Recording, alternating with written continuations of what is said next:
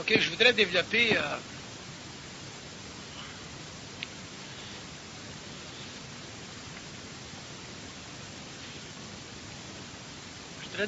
autre plan de cette psychologie évolutionnaire-là. Je pourrais donner un nom à ça. J'appellerais ça l'élucidation des catégories à partir du plan mental.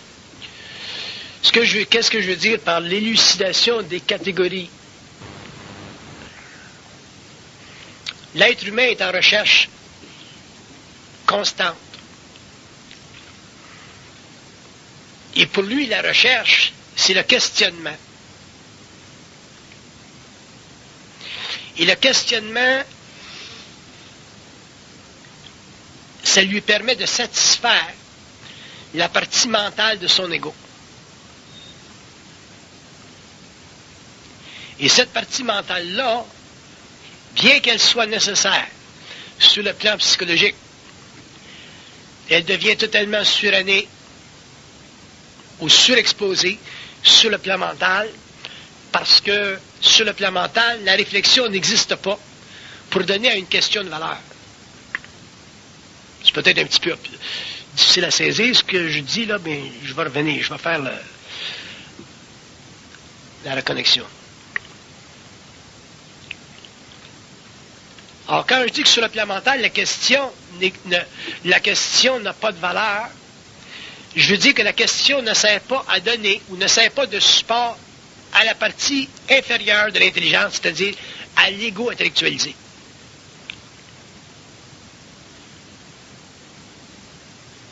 Et dans l'évolution de la conscience mentale vers la conscience supramentale, dans l'évolution d'une psychologie évolutive vers une psychologie évolutive, l'homme va en arriver éventuellement à découvrir ou à trouver son équilibre dans ce que j'appelle le vide créatif de sa conscience.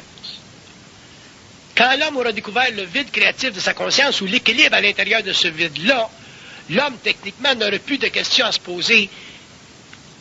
Et au lieu de poser des questions ou de se poser des questions, il sera simplement au service des réponses. Donc, il créera les réponses nécessaires, dépendant de l'individu ou dépendant de la conscience à l'écoute. Il créera des réponses nécessaires pour faire avancer l'homme dans le développement de sa conscience mentale. Ce que je veux dire, c'est que le processus réflectif de l'ego qui mène chez l'homme intelligent à une certaine forme de questionnement provient du fait que l'ego, dans son inconscience, puis quand je parle de son inconscience, je ne parle pas de son inconscience dans un sens péjoratif. Je parle de l'ego qui n'est pas dans sa puissance créatrice. Parce que si l'ego était dans sa puissance créatrice, il n'y en aurait pas de question. Et la raison pour laquelle il n'y aurait pas de question, c'est parce que l'infinité de son mental serait à sa disposition n'importe quand, dans la mesure où il aurait à s'exprimer créativement sur le plan matériel.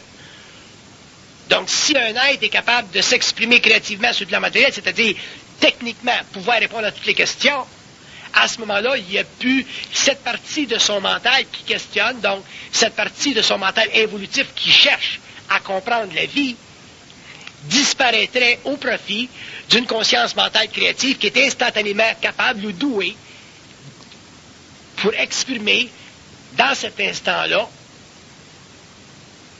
ou d'expliquer dans cet instant-là les conditions de la vie matérielle ou de la vie évolutive ou de la vie des systèmes. Parce que un être conscient, ça réfléchit de moins en moins.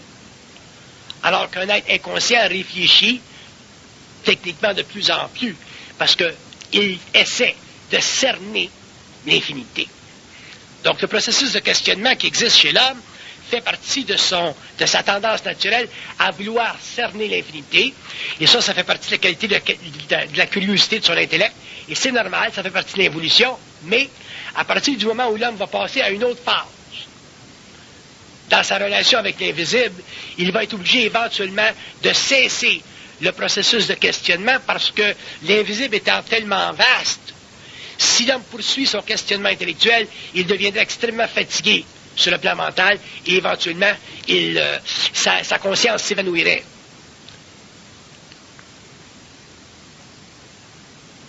La raison pour laquelle je parle de l'élucidation des catégories, c'est pour mettre en relief, au cours de l'évolution, certains aspects de la conscience qui forceront l'ego à se déshabiller de plus en plus de son enveloppe intellectuelle pour s'habiller, si vous voulez, ou se réhabiller d'une autre enveloppe beaucoup plus subtile, beaucoup moins affligée par le besoin de la vérité et beaucoup plus consciente du besoin simplement d'exprimer une vibration par le biais du mental pour avoir une mesure de ce qu'il sait au lieu d'avoir une mesure de ce qu'il recherche savoir. Ça se comprend-tu ce que je vous dis? Pendant l'évolution, ou chez les êtres qui cherchent, ou des êtres évolués qui cherchent, il y a toujours le phénomène du questionnement, c'est-à-dire du besoin de l'ego de s'approprier une mesure de vérité pour avoir l'impression de toucher du doigt à la réalité. Et cette condition-là, qui fait partie de l'ego évolutif, qui fait partie de sa curiosité, qui fait partie du développement de son intellect, cette condition-là, avec le temps, au fur et à mesure où l'homme va rentrer dans une conscience réellement mentale, cette condition-là va disparaître parce que l'ego ne pourra plus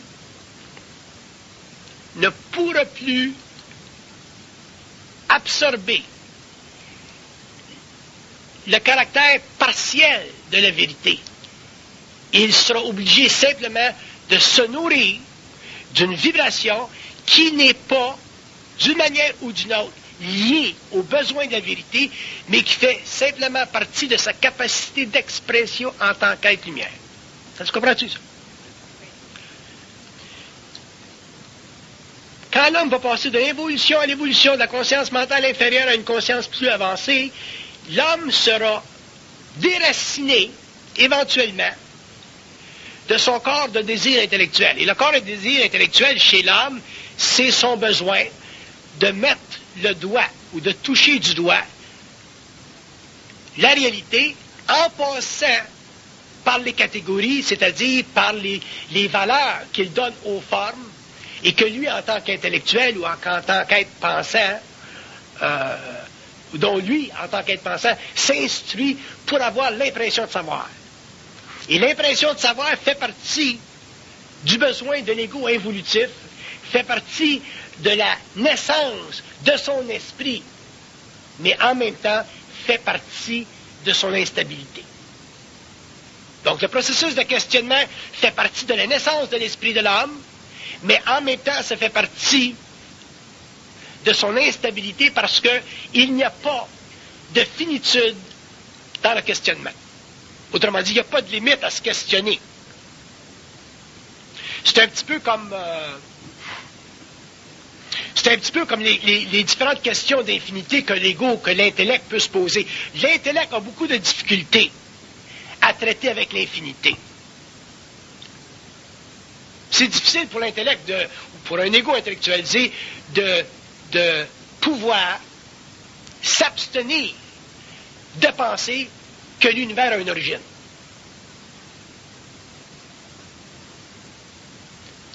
L'ego a besoin de sentir que l'univers a une origine. Parce que si l'univers n'a pas d'origine pour lui en tant qu'être pensant, la valeur psychique de son déracinement dans un vacuum total d'esprit est trop grande. C'est too much pour lui en tant qu'être enveloppé dans une finitude qu'on appelle le corps matériel. S'il était esprit pur, s'il était esprit en astral ou esprit en conscience éthérique, il n'y aurait pas de problème avec le fait que l'univers n'a pas d'origine. Ça ne le dérangerait pas, ça. Parce que la constitution psychologique de son ego, la nature de son moi, ne l'inviterait pas à vouloir stabiliser ce qui ne stabilise pas, c'est-à-dire l'infinité. Donc l'homme n'aurait pas tendance, en tant qu'être penseur religieux ou spirituel, à se créer un Dieu qui représente pour lui la finitude d'une infinité, qu'il anthropomorphise pour des raisons purement biologiques ou purement psychiques ou psychologiques. Alors qu'un homme conscient, qu'un homme qui a une conscience réellement mentale, dans le sens supramental du terme, n'est pas capable de s'exercer psychologiquement à découvrir des paramètres infinis pour stabiliser sa relation avec ce vacuum-là en tant qu'ego, parce qu'il n'a pas besoin de penser pour sentir la réalité, ou pour avoir une mesure de la réalité, ou pour évaluer la réalité. La réalité, pour lui, est simplement l'aventure d'un esprit qui a cessé de se questionner. Alors que pour l'homme de l'évolution, la réalité, c'est le mouvement de son esprit à travers les différentes catégories qui constituent pour lui les bornes, les limites d'un univers palpable à travers l'essence psychologique de son ego qu'on appelle l'intellect. Ça marche-tu? Dans le processus d'affirmation d'une conscience créatrice, l'homme découvrira, d'après lui-même, selon son statut évolutionnaire, selon son état mental, selon son esprit, selon son indépendance d'esprit, selon sa capacité de créer au-delà des formes qui constituent le patrimoine de l'évolution, l'homme aura la capacité de s'instruire lui-même. Quand l'homme s'instruit lui-même, il ne peut pas s'instruire d'après les outils qui ont apprivoisé l'humanité antérieure. Autrement dit, un être conscient ne peut pas s'instruire de lui-même en utilisant les outils ou les méthodes ou les méthodologies ou les idéologies qui ont caractérisé sa conscience évolutive et qui ont donné prééminence à son intellect. Il est obligé de passer à une autre étape où le questionnement n'existe plus pour lui parce qu'il est fatigué de chercher. Étant fatigué de chercher, étant épuisé ou ayant épuisé sa relation avec la forme, qui équivaut au processus mental de l'évolution, il cherche simplement à s'éloigner de plus en plus du questionnement pour en arriver finalement à être seul, à pouvoir dominer la forme. En dominant la forme, il est seul, c'est-à-dire qu'il a la capacité d'être, dans un sens, un autodidacte systémique. Qu'on lui demande qu'est-ce que c'est Dieu, qu'est-ce que c'est le feu, qu'est-ce que c'est l'origine des mondes, qu'est-ce que c'est l'île du paradis, il décrira ces catégories-là qui font partie de l'expérience psychologique, occulte, ésotérique, philosophique ou religieuse de l'évolution. Il décrira ces catégories-là selon sa vibration, selon sa puissance, selon le degré de non-identification avec la forme qu'on appelle la connaissance, qui sera pour lui la manifestation de son identité. Donc, pour un être conscient, la vérité n'existant plus, le questionnement étant de moins en moins restreint, parce que la vérité n'existe plus, il est obligé, pour satisfaire sa volonté créatrice,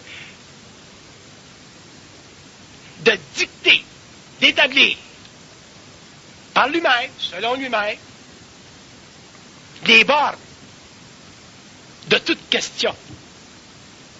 Donc, c'est lui, ça revient à lui, en tant qu'être systémique, pensant, éthérisé dans le mental, ça devient à lui la responsabilité, s'il le veut, si ça fait partie de sa volonté, de développer les nouvelles codex de la connaissance, c'est-à-dire de développer les bornes de ce qu'on appelle, ou de ce qu'on appellera peut-être dans un certain temps, des vérités anciennes, mais dans un temps ou dans un moment qui n'a aucune limite chronologique et qui ne peut pas être perçu par l'intellect, mais qui doit être et qui ne peut qu'être perçu par la vibration. On suit?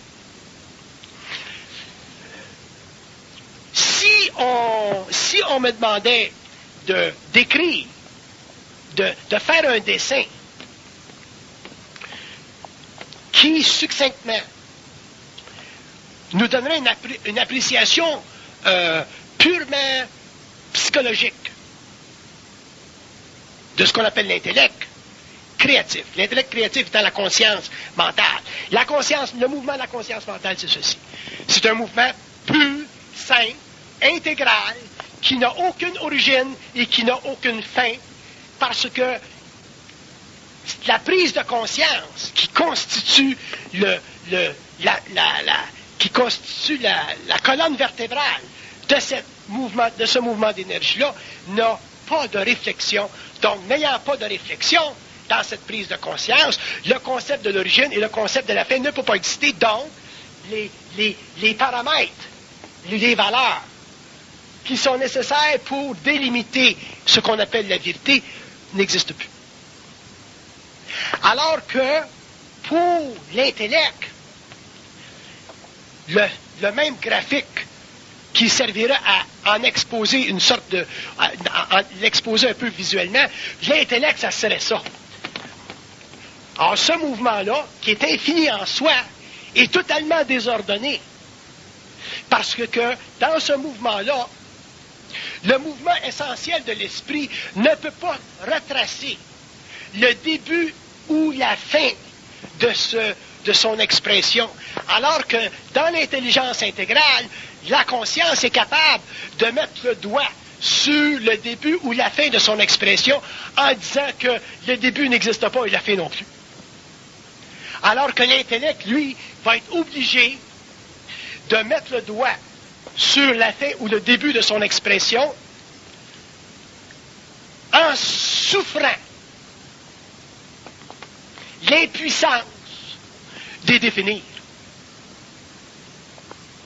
L'intellect souffrira toujours de l'impuissance de définir l'origine et la fin de son expression.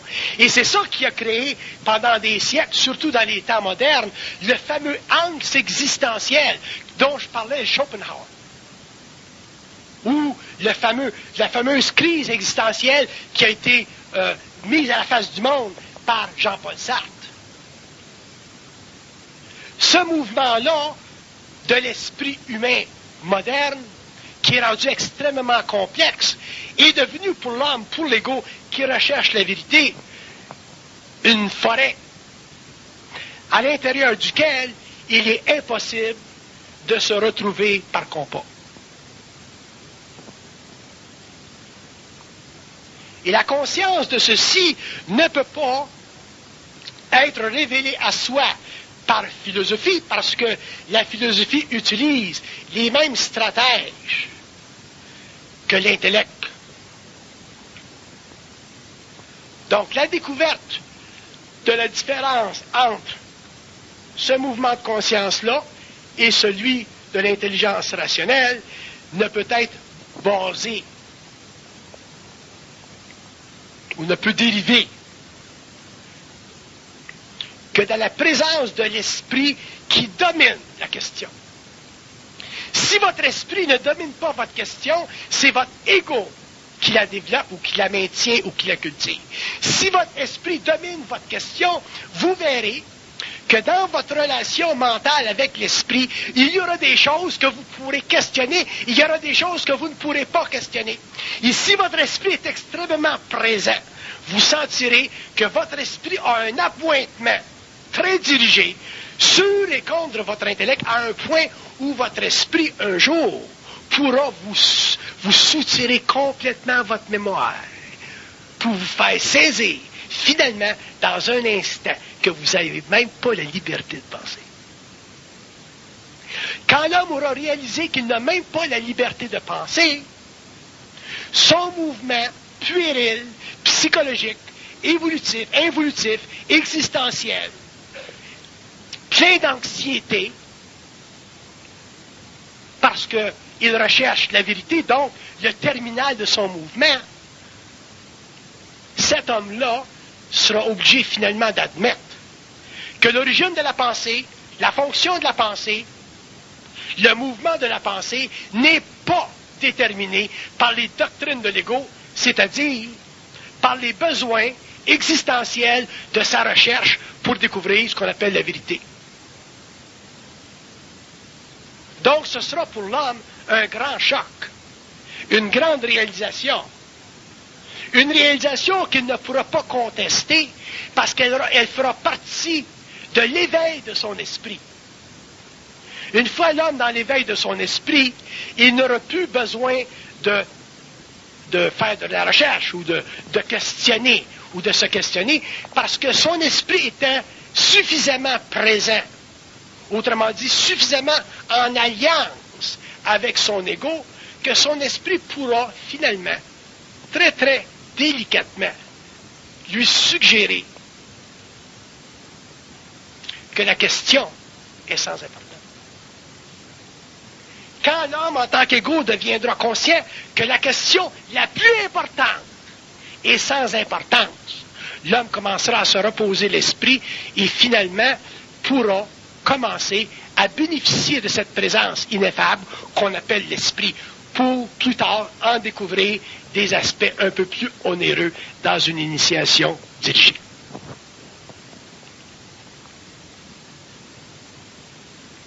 Et plus l'homme deviendra conscient, et plus il viendra en contact avec l'intellect qui se questionne, plus il deviendra instantanément fatigué dans son esprit.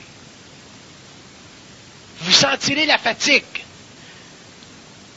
Parce qu'un intellect qui se questionne vous transfère, sans le savoir, sans le réaliser, vous transfère sa vibration. Il vous émet sa longueur d'onde. Vous devenez réceptif d'une longueur d'onde qui n'est pas, je dirais, en sympathie vibratoire avec la vôtre. Parce qu'elle ne fait pas partie de la même origine. Une fait partie du plan mental, l'autre fait partie d'un autre plan mental. L'une fait partie du mouvement de l'ego, alors que l'autre fait partie du retirement de l'ego, de la transparence de l'ego. Et à partir du moment où l'homme constatera que sa relation avec les hommes concernant le questionnement de l'involution est une relation qui ne fait plus partie de son expérience et avec laquelle il ne veut plus lui-même fraterniser parce qu'il n'appartient plus à cette secte des hommes, c'est-à-dire à cette race des hommes qui recherchent la vérité. Ou la connaissance, même chose. Donc ce n'est pas une diffamation contre la recherche de la vérité. C'est simplement un exposé pour faire réaliser que dans le temps, au cours de l'évolution, l'homme ne pensera plus comme l'homme a pensé. Et ne pensant plus comme l'homme a pensé, ses intérêts en tant qu'égaux deviendront extrêmement diversifiés parce qu'il sera obligé par vibration d'émettre des sons qui ne correspondent plus aux appétits de l'âme. Quand un homme émet des sons, par la parole, qui ne correspondent plus aux appétits de l'âme, son esprit est désengagé du langage des hommes. Quand l'esprit de l'homme est désengagé du langage des hommes, l'homme ne peut plus fraterniser avec le besoin intellectuel de l'humanité pensante. Il est obligé de se retirer dans le désert de son expérience, où le mouvement de son esprit en relation avec le vide est la seule composante qui représente pour lui la vraie liberté. Donc, il n'y a pas de diffamation contre la recherche de la connaissance ou de la curiosité de l'évolution. Il y a simplement un éloignement de ce besoin primaire de l'homme, de s'approprier la réalité à travers la forme ou à travers les catégories. Et lorsque l'homme aura finalement constaté que la puissance de son esprit s'exerce, non pas par le questionnement, mais par la destruction de la forme afin de la remplacer par un autre un peu plus sophistiqué, l'homme découvrira de nouvelles bornes concernant la réalité, mais ce seront des bornes à la mesure de son esprit dans un temps neuf, et non pas la mesure de son esprit ou la finalité de l'expression de son esprit de manière absolue Parce que la connaissance, ou le savoir, ou la sagesse, ou toute cette expression de la finitude par rapport à l'infinité, c'est un mouvement qui n'a pas de fin et qui n'a aucun point de résurrection. Et c'est ça qui crée, et c'est de là que vient l'impression chez l'homme que Dieu existe. Parce que l'homme a besoin, pour vibrer au niveau de son âme, l'homme a besoin de sentir qu'il est. Et l'homme ne sent qu'il est que dans la mesure où il est capable de faire une évaluation de ce qu'il projette. Ça, on appelle ça la connaissance.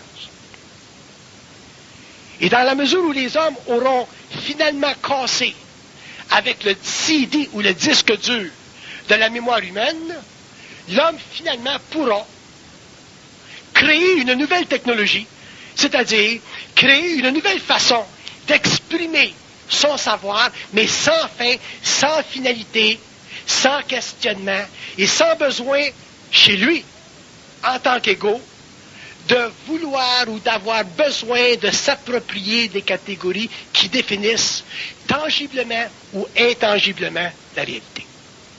Un homme qui a l'impression de pouvoir saisir la réalité à travers les femmes est un philosophe.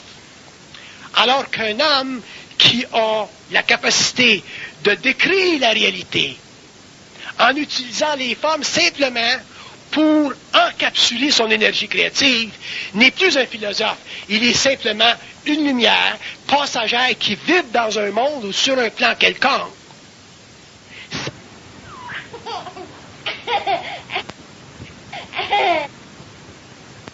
Qui constitue la limite de son mouvement en incarnation sur un plan ou sur un autre. À partir de ce moment-là, l'homme est libre en esprit, sur le plan matériel, sur le plan astral, sur le plan éthérique. L'homme est capable, à ce moment-là, de se dissocier en esprit de la forme. Et quand l'homme sera capable de se dissocier en esprit de la forme, l'homme pourra, sur quelque plan qu'il soit, matériel, astral ou mental, l'homme pourra parler ou avoir une conversation intelligente avec les invisibles. Mais tant que l'homme ne pourra pas se dissocier des catégories, parce qu'il aura besoin d'elles, pour consubstantialiser sa réalité, l'homme aura besoin de réfléchir et de donner une limite quelconque à son savoir, et ça sera la vérité. Et l'homme ne pourra pas à ce moment-là avoir un dialogue étroit, serré, non dominé, non dominant, avec les invisibles qui représentent d'autres niveaux d'intelligence qui aussi peuplent des civilisations parallèles. Et tant que l'homme ne pourra pas faire ça, il demeurera un être planétaire, un être qui est réellement circonscrit à une expérience planétaire locale, qu'on appelle, dans notre cas, l'expérience terrestre, et il ne pourra pas, de cette expérience-là, convenir avec lui-même sur tous les plans de sa réalité. Donc l'homme demeurera exposé à la fragmentation de son être, donc il sera ce qu'on appelle un être humain, normal, au lieu de pouvoir vibrer substantiellement à la multidimensionnalité de son rayon sur différents plans qui lui permet d'être en communication avec des hommes, d'être en communication avec des surhommes, ou d'être en communication avec des invisibles qui constituent des niveaux de civilisation dont les technologies sont totalement intemporelles. À partir de ce moment-là, l'homme pourra commencer à exercer son droit en tant qu'être créateur, c'est-à-dire en tant qu'être aîné dans le système où il sera en évolution, et de pouvoir finalement dicter aux hommes ou aux forces supérieures les lois qui ne doivent pas violer sa liberté. Et tant que l'homme ne pourra pas dicter aux intelligences, ou au niveau d'intelligence, ou aux unités d'intelligence, les lois qui le protègent, donc qui ne violent pas sa liberté, l'homme sera un être dominé et, naturellement, n'appartiendra pas à la race des seigneurs.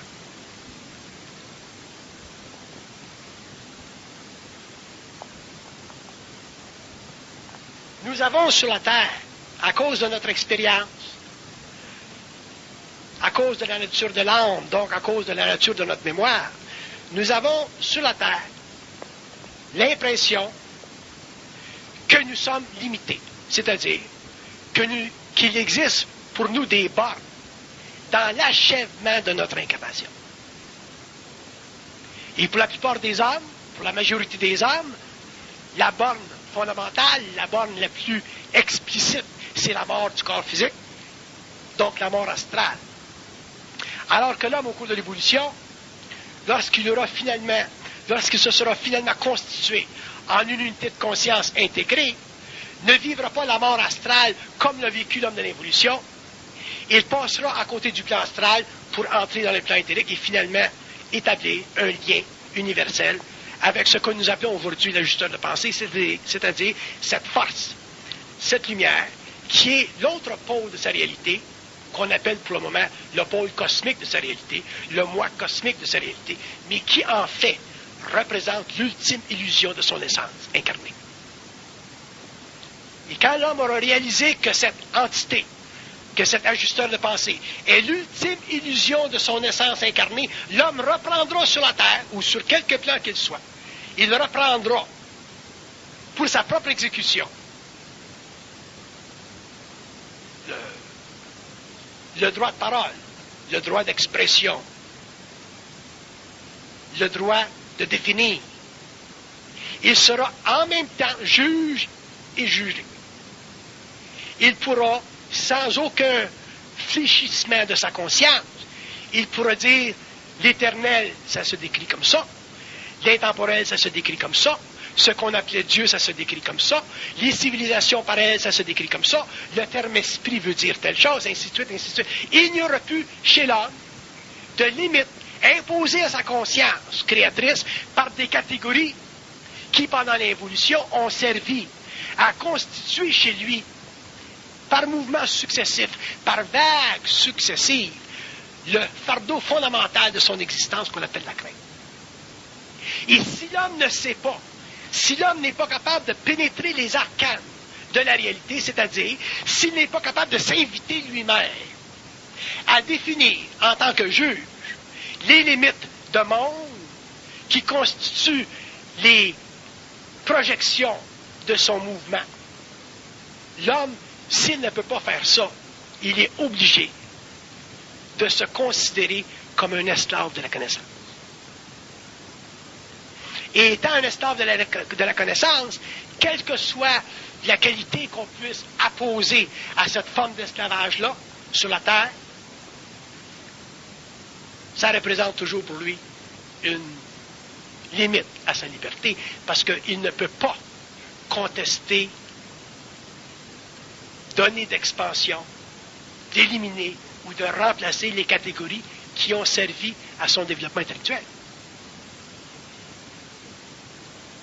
Si vous regardez l'expérience de l'humanité, l'expérience de certains individus, par exemple, dans le monde, qui sont extrêmement froissés par l'avortement, qui sont extrêmement froissés par le fait que des individus croient à une certaine religion ou croient d'une certaine manière, si vous regardez le mouvement intellectualisé et spirituel de l'homme inconscient, si vous le regardez de près, vous reconnaissez quoi?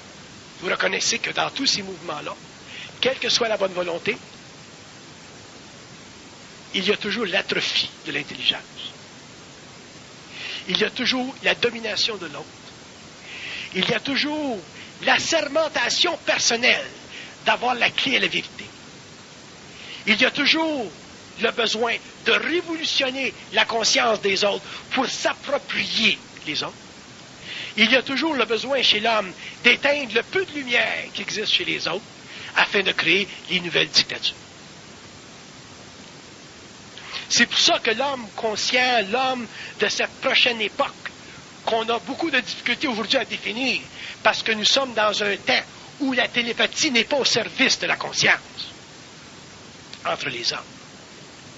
La télépathie est au service de la conscience entre les hommes et les plants, mais elle n'est pas au service de la conscience entre les hommes et les hommes, de sorte que l'homme conscient peut difficilement exercer son droit d'aîné par rapport à un autre en faisant vibrer son esprit et en l'amenant automatiquement à la même mesure que lui-même, sans violer ses droits en tant qu'être. Et comme on n'est pas rendu à ce point-là, c'est très difficile pour le moderne conscient de définir ou de dire ou de décrire ou d'extrapoler sur la réalité future de l'homme qu'on appelle nouveau, sur la réalité de cette race racine qu'on conçoit comme étant l'apogée d'une nouvelle science, l'apogée d'une nouvelle évolution et finalement la fille réellement aînée de l'humanité.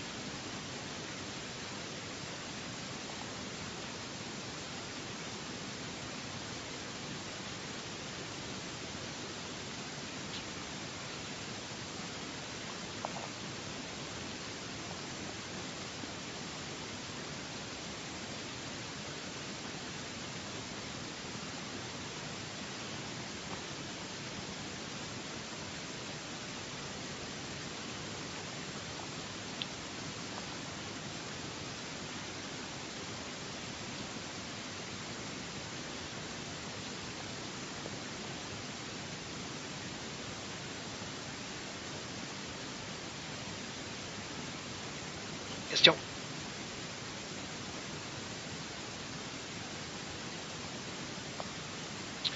Donc, quand on parle de l'élucidation des catégories à partir d'une conscience mentale, on parle du besoin chez l'homme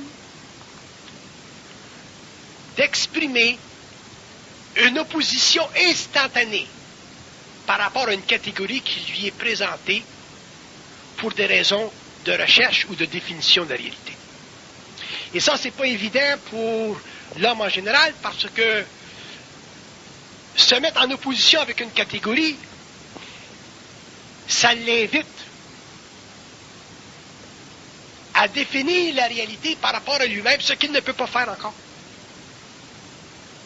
Donc, à cause de cette condition qui l'infirme, l'homme se sent obligé d'appartenir à ce cercle d'humanité qui questionne la réalité à travers les catégories pour avoir un sentiment de connaissance. Et c'est ainsi que les hommes, à travers l'histoire, ont participé sans s'en rendre compte à la création d'un égrégore tellement puissant que cet égrégore-là a créé dans la conscience humaine, dans l'expérience de l'homme, ce qu'on appelle aujourd'hui l'ego. Concept, catégorie, qui définit les limites de l'homme en tant qu'être conscient. Alors que si le concept de l'ego n'existait pas chez l'homme, dans ce sens que l'homme ne chercherait pas à cerner la réalité à travers les catégories qui constituent le patrimoine de sa race, la mémoire de sa race, les institutions de sa race, l'homme, très jeune, très peu de temps après la naissance, serait capable de converser avec les invisibles, les amener à sa table ou aller à leur rencontre, comme le faisaient au début les Atlantes, lorsqu'ils n'avaient pas renié les visiteurs. La race des Adams,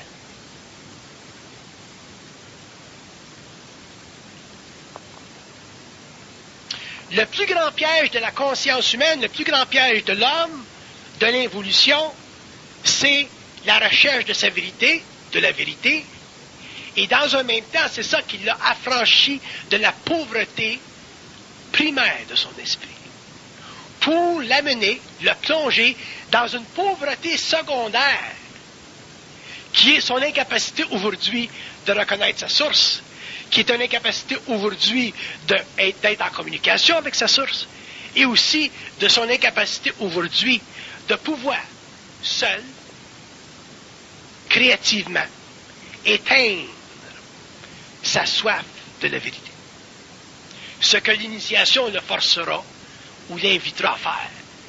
Parce que dans l'initiation solaire, l'homme sera amené par vibration supérieure à constater l'inutilité de son intellect pour découvrir la présence créative, puissante, vibrante de son intelligence intégrale. Ce qui lui donnera finalement une identité fondamentale où le questionnement n'existera plus où le questionnement cessera graduellement, parce que son esprit devenant de plus en plus vibrant, sera de plus en plus affaibli, fatigué par une vibration qui ne ferait pas partie de son domaine.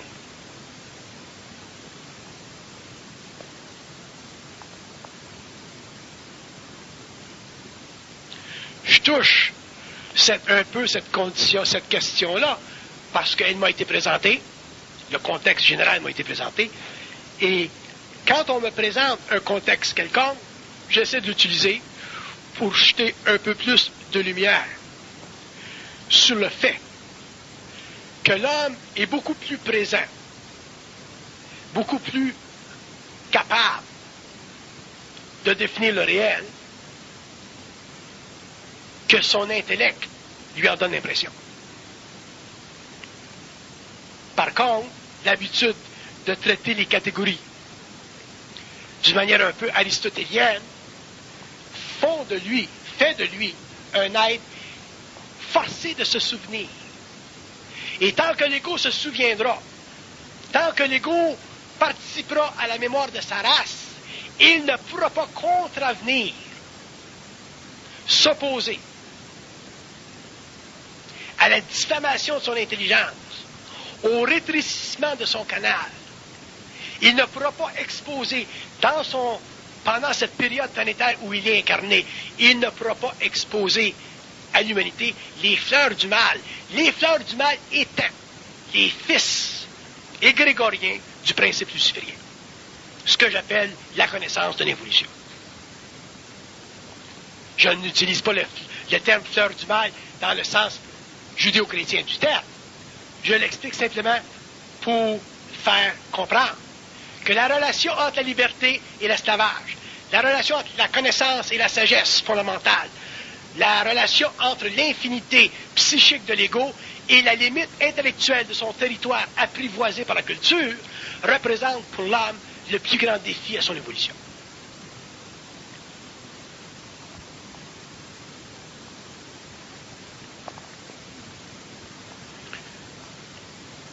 Il y a beaucoup de gens qui me demandent, mais comment ça se fait que ce mouvement de conscience s'exprime d'une façon catégorique dans une province telle que le Québec, au lieu de s'exprimer en Angleterre, en France, en Europe, aux États-Unis, et ainsi de suite, ou dans d'autres pays ou en Orient.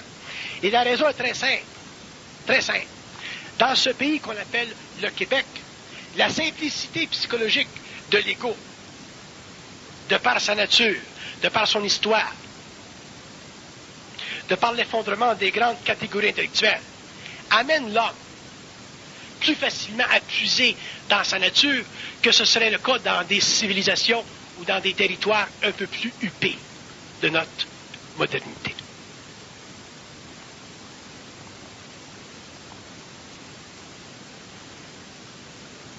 Chez les Américains, vous auriez une spiritualité aberrante ou un matérialisme absolument un peu trop bavard. En Europe, vous auriez une réticence intellectuelle, une histoire, un passé trop exécuté. Dans l'Orient, vous auriez une incompréhension de la puissance d'une pensée qui vient de l'Est et qui vient de l'Ouest et qui ne vient pas de l'Est.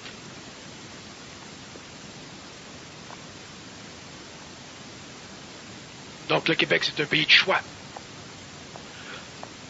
Non pas parce que c'est un grand peuple, mais parce que c'est un petit peuple.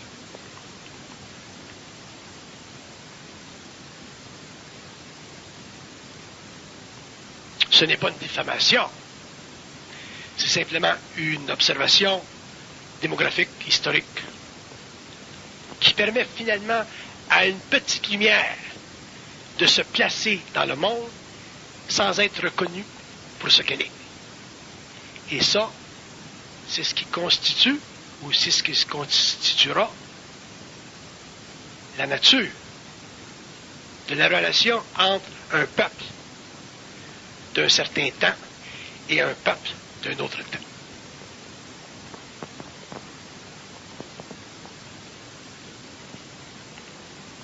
Ciao.